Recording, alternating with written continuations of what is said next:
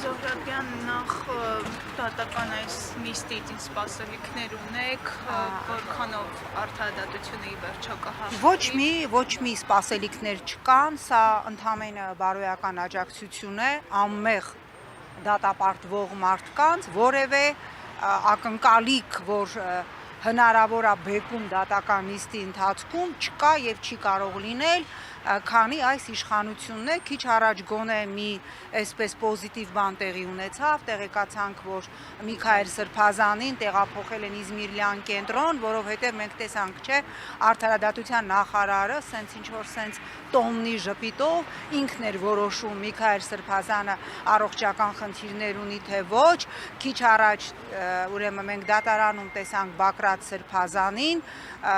ծայրահեղ նիհարած եւ մենք բոլորս գիտենք, որ Բակրատ Սրբազանը շաքարի լրջագույն խնդիր ունի եւ ես պնդում եմ ծանոթ լինելով միջազգային բոլոր կոնվենցիաներին այն հիվանդությունները, որոնք ունեն մասնավորապես 4 կալանավորված սրբազաններից երկուսը Միքայել եւ Բակրատ Սրբազանը մեր օրենսդրությամբ եւ միջազգային կոնվենցիաներով դրանք անհամատեղելի են կալանքը որպես խափանման միջոց ընտրելու հետ, բայց քանի որ մենք ունենք իշխանություն, որը թքած ունի իր իսկ ստորագրած միջազգային պարտավորությունների վրա, իր իսկ ընդունած օրենքների վրա, մենք տեսնում ենք ահա այսպես լրջագույն առողջական խնդիրներ ունեցող մարդիկ կալանքի սանկցիայի տակ, ել չեմ խոսում այդ ամբողջ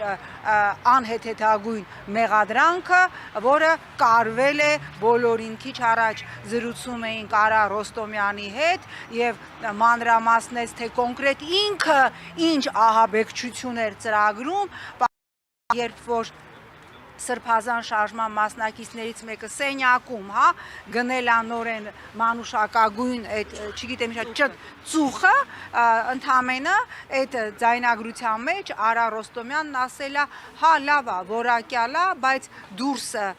թողեք, որովհետև խեղդվում ենք։ Սա համարվել է ահաբեկչություն նախապատրաստելու գործիքակազմ եւ այդ հոդվածով իշխանազավթման ահաբեկչություն նախապատրաստելու յուրաքանչյուրը կալանքի տակ է, չմոռանանք Բակրատ Սրբազանի միկրոալիքային վառարանը, կոշիկի մեխերը եւ պոլիփայտը, սրանք բոլորը այս իշխանության օրոք համարվել են ահաբեկչության իրականացման արսենալներ, գործիքներ։ Տիկին Զոհրաբյան,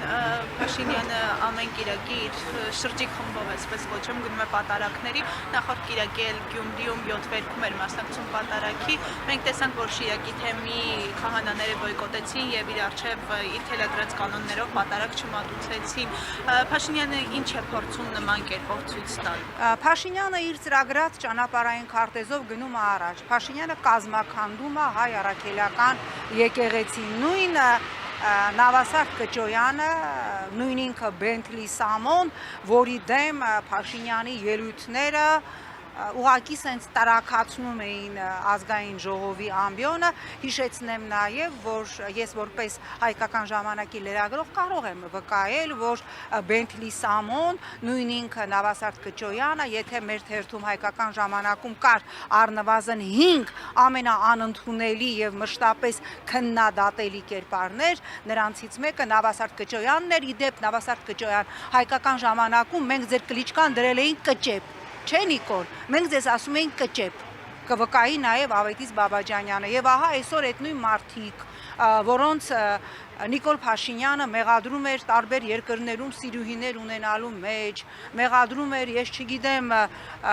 զենքի, ինչի մեջ ասես, Բենթլիներ եւ այլն, նրանց հետ գրկախառնվում է, եկեք Նիկոլից չխոսենք, որովհետեւ ինքը շատ գրագետ, ճակերտավոր իրականացնում է իր ճանապարհային քարտեզը եւ ուզում եմ հիշեցնել նաեւ, որ ես 10 քանի տարի եղել եմ Եվրոպական ինտեգրման հանձնաժողովի նախագահ եւ այո,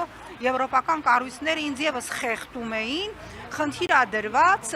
ուղղակիորեն հայ առաքելական եկեղեցու կարգավիճակը հավասարեցնել, ասենք, ինչ օրինակ ինցեստ քարոզող որևէ կրոնական սեկտայի հետ եւ այո,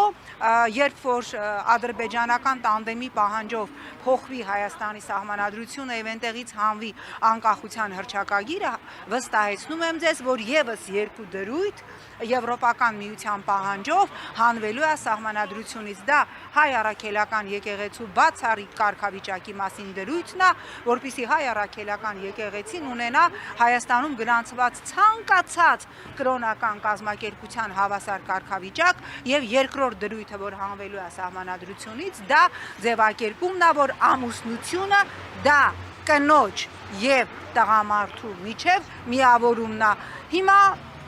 եկեք չքննարկենք Նիկոլին, ինքը իր ծրագիրը տանում է առաջ, եկեք քննարկենք ինչ անում Հակա-Նիկոլ Ճամբարը այս աղետը կասեցնելու համար։ Ցավոք սրտի, բացի ապագա խորհրդարանում մի քանի մանդատ պրճոկելուց, ես այլ օրակարգ դեռևս չեմ տեսնում։ Հուսանք իմ տեսողության հետ խնդիր կա եւ վաղը կամ մյուս օրը այդ օրակարգը մենք կտեսնենք։ Տիկին Զոհրաբյան, չնայած քաղաքական գործիչները, քաղաքացիները պնդում են, որ Հայաստանում կան արդեն մի քանի